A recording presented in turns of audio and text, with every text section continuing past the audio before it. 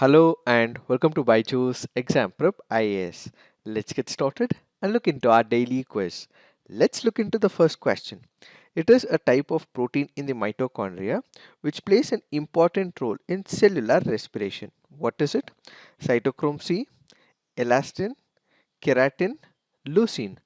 The answer to this is cytochrome C. Why have we taken this practice question? Because this article on the Indian Express makes a reference to Kamala Sohani, and Kamala Sohani happened to discover the enzyme cytochrome C, a type of protein in the mitochondria which plays an important role in the cellular respiration. It is in this backdrop we have taken this particular question. So what is this cytochrome C? This is also called as the cytochrome complex. This happens to be a hemiprotein found loosely associated with the inner membrane of the mitochondria, and this plays a significant role in the cellular respiration. So remember, we have cytochrome C, which happens to be a type of protein in the mitochondria which plays an important role in the cellular respiration. This happens to be a highly conserved protein across the spectrum of eukaryotic species. So it can be found in plants, it can be found in animals, it can be found in fungi and many other unicellular organisms as well. Further, this article also makes a mention of Kamala Sohani and her struggles to enter into the domain of science and technology. During those periods, women were not allowed to enter the domain of science and technology or the STEM area. It is at this particular point she was able to prove her track record and even convince C.V. Raman as well. And one of the innovations that she came up with is the drink made from palm extract, which is called as Neera. So Neera happens to be a good source of vitamin C, and many people in India did not have enough vitamins, so she extracted Neera, which happens to be a drink made from palm extract, and ultimately it was given to the people as well. So Neera happens to be a sweet with a mild aroma of the ripe palm fruit, and being an unfermented fresh juice, Neera is non-alcoholic and therefore it was suitable for consumption for all kind of people including the young to the elderly. So she was able to extract this Neera from the palm extract, and ultimately it was given to people as well. Such have been the achievements of Kamala Sohani, where women were not allowed in the STEM technology. Now let's look into the next practice question. The Miyawaki method, often seen in the news, is a technique to promote agriculture in the semi-arid areas, to create dense forest with the native plants, to apply controlled amounts of water to land to help grow crops, landscape plants and lawns, to generate electricity by harvesting wind energy. Which of it is the best description of Miyawaki method? The answer to this is to create dense forest with native plants. Why have we taken this practice question? Because this article on the Indian Express makes a reference to Miyawaki forest. Why? Because Prime Minister Narendra Modi has taken the example of Kerala-based teacher who used Miyawaki technique to transform a barren land into a mini forest. So what is this Miyawaki method? This was a method that was initiated by Japanese botanist Akira Miyawaki, who endowed that Miyawaki technique to create dense forest with the native plants. This unique method is used worldwide for urban afforestation by growing a forest in someone's backyard. So what are the requirements? Majorly, it requires a small space, at least 20 square foot. One must see plants very close to save space and even dense plant growth. This process must attain plant growth 10 times faster and vegetation 30 times denser. Why is this Miyawaki method very important? Of late, what we are witnessing is increasing pollution. Because of increasing pollution, urban concrete jungle, what we are also witnessing is increase of temperature in number of urban areas. In order to make sure that the pollution is kept under check, in order to make sure the temperature is kept under check, what we require is these green plants and trees so that they are able to absorb the excessive carbon present in that particular area. So one of the methods that we can make use of is the Miyawaki method. So with this Miyawaki method, what we would be able to do is create dense forest in an urban area so that we are able to control the pollution as well as the temperature. This has been proposed by Prime Minister Narendra Modi, and he also gives the example of Kerala based teacher Rafi Ramnath, who was able to bring about this particular change. So this particular method was developed in the 1970s basically to produce more forests and dense forests in the urban areas despite having very small piece of land. Now let's look into the next practice question. Consider the following statements with respect to Indian Renewable Energy Development Agency. It is a Mini Ratna Category 1 Government of India enterprise. It is registered as a non-banking financial company with the Reserve Bank of India. One of the objectives of IERDA is to conduct and promote research in meteorology and allied disciplines. How many of the above statements are correct? The answer to this is only two statements are correct. Why have we taken this practice question? Because this article on the PIB makes a reference to IREDA, which is why we have taken this practice question. Let us try and understand what are these statements. When you look into the first statement, yes, IREDA happens to be a Mini Ratna Category 1 Government of India enterprise. This was awarded to this particular company back in the year 2015, and this comes under the administrative control of Ministry of New and Renewable Energy. But IREDA happens to be a wholly owned Government of India Mini Ratna company which was incorporated back in the year 1987. It was incorporated in 1987, but it received the Mini Ratna status in the year 2015. This comes under the Ministry of New and Renewable Energy. It is registered, yes, as a non-banking financial company, and this is under the administrative control of the Reserve Bank of India because it is under the NBFC guidelines issued by the Reserve Bank of India. And one of the objectives of IREDA is to promote in meteorology. This happens to be a wrong statement as this is the objective of Indian Meteorological Department. It is not the objective of IREDA, but instead it is the objective of IMD. What are the objectives of IREDA?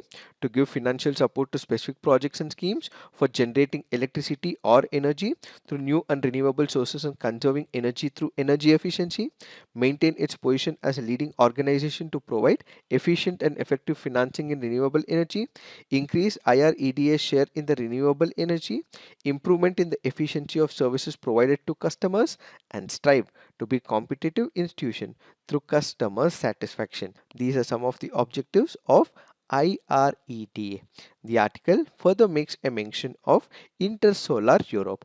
What is this Intersolar Europe? This happens to be the world's leading exhibition when it comes to the solar industry. So what we have is number of companies coming up to this particular platform.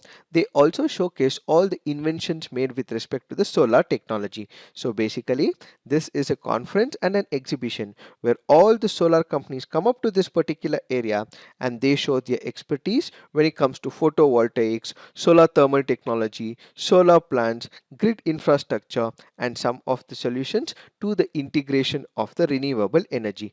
This particular event initially started off in the year 1991, and ever since what we have is the solar industry's most important conference, and that happened to be Intersolar Europe 2023 for this year, and this has been conducted ever since 1991. Now let's look into the next practice question. Consider the following statements with respect to Gandhi Peace Prize. It is awarded biennially by the Government of India. The award is open to all persons regardless of nationality, race, language, caste, creed or gender. A jury consisting of the Prime Minister of India, Leader of Opposition in the Lok Sabha, the Chief Justice of India, Speaker of the Lok Sabha, Chairman of Rajya Sabha decides the awardee each year. How many of the above statements are correct? The answer to this is only one. Why have we taken this practice question? Because this article on the PIB makes a reference to PM congratulates Geeta Press for being conferred the Gandhi Peace Prize for the year 2021. Let us try and understand what are these statements. When you look into the first statement, it is awarded biennially by the Government of India. This statement is wrong. Why? Because it is awarded annually by the Government of India. So the first statement is wrong. When you look into the second statement, yes, the award is open to all persons regardless of nationality, race, language, caste, creed or gender. It can be given to individuals as well as to organizations as well. And who decides it? What we have is a jury. It is the jury which decides whether it is an individual, an organization, institution who should be given the Gandhi Peace Prize. So the institution and the jury consists of Prime Minister, yes; leader of opposition in the Lok Sabha, yes; and in case we do not have the leader of opposition in the Lok Sabha, a party with the largest number of seats will be given that particular status. The Chief Justice of India, yes; the Speaker of the Lok Sabha, yes; and it is not the chairman of the Rajya Sabha, but instead it happens to be an eminent person. So this will not have the chairman of the Rajya Sabha, but what we will have is an eminent person who will be selected, and he will be part of the jury. So when we speak about the Gandhi Peace Prize, it is an annual award that has been instituted by the Government of India in the year 1995 on the occasion of 125th birth anniversary of Mahatma Gandhi ji. The Gandhi Peace Prize Award has the following components: rupees 1 crore, citation, a plaque, an exquisite traditional handicraft or handloom item. The award can also be conferred as a joint award. The Gandhi Peace Prize is applicable to anyone without discrimination on the following grounds: race, language, caste, creed, nationality, and sex. And the award is conferred to the person, organization, institution, or association every year. Only published work can be awarded the Gandhi Peace Prize. And do note, for the year 2021, what we have is Gita Press, which has been given this Gandhi Peace Prize. Now let's look into the next practice question. The tendency for increased litigation was visible after the introduction of the land settlement system of Lord Cornwallis in 1793. The reason for this is normally traced to which of the following provisions: making Zamindar's position stronger vis-a-vis the riot, the making East India Company an overlord of Zamindars, making judicial system more efficient, none of the ABC. The answer to this is none of the above A, B, and C. This happens to be a previous year question from the year 2011. Why was there increase in the litigation cases? That is because the court fee was removed and everybody could drag anybody to the court of law as well. Then there was extinction to right to appeal as well, and court fee was also abolished by Cornwallis. Lawyers were able to prescribe their fees as well. All this led to increase in litigation back in the year 1793. Now let's look into the fact of the day. The fact of the day for today's discussion is Black Sea grain deal. Let us try and understand what is this topic all about.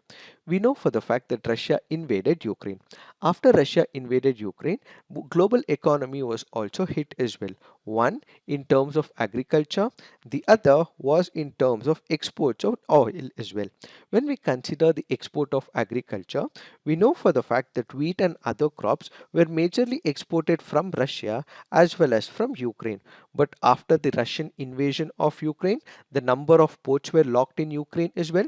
They were not able to export these food items like the wheat, the sunflower oil, so on and so forth, from the ports of Ukraine to other countries. And as a result, many countries started facing inflation.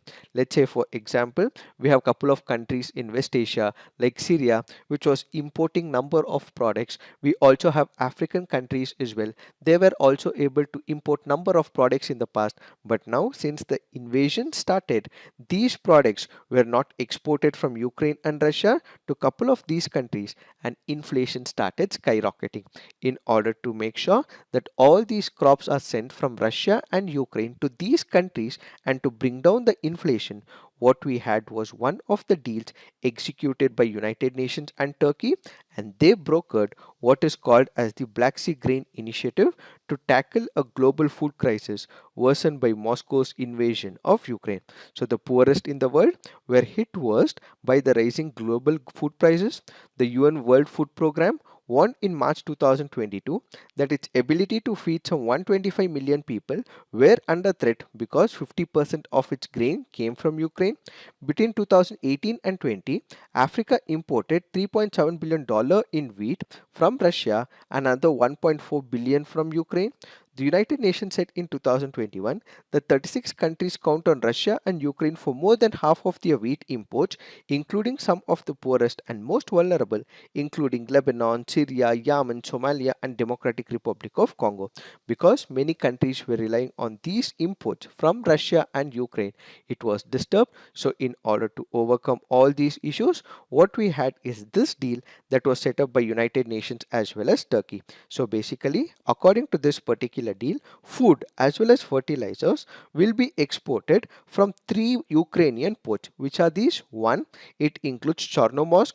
Second, it includes Odessa. Third, it includes Pindevi. So from these particular ports, what we had was export of food as well as fertilizers so that the countries are not disturbed.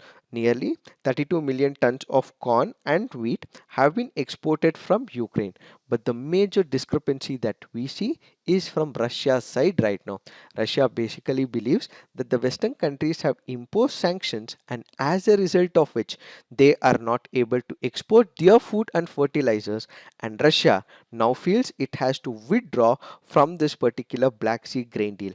When you look into the sanctions, Western countries as well as USA has not imposed sanctions on food and fertilizer, but its ancillary units. Let's say for example, when it comes to the insurance, or let's say for example with respect to the logistics, or let's say for example with respect to the shipments, it has imposed sanctions. So which basically means directly it has not imposed any sanctions on food and fertilizer, but when it comes to the other ancillary units, it has imposed sanctions on Russia. So Russia feels that this is hitting the export of food and fertilizer. It is not making any impact on Russia. Its exports are suffering, and ultimately it wants to come out of this particular deal. In order to ensure this deal continues, Russia wants the resumption of Black Sea ammonia exports via a pipeline from Russia's Tokliati to Ukraine's Pivendivi port. The pipeline, which pumped up to 2.5 million tons of ammonia annually, was shut down by the war. And at the same time, Russia also goes on to say that when it comes to its exchange, what we have is the SWIFT. SWIFT basically helps in communication with respect to the banks. This was completely removed for Russia.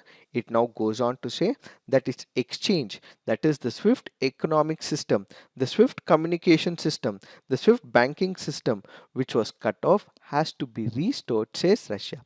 If it is not restored, ultimately we may withdraw from the Black Sea grain deal, says Russia. It is this that we have to understand with respect to this topic. So this is it for today. Thank you for watching. All the best.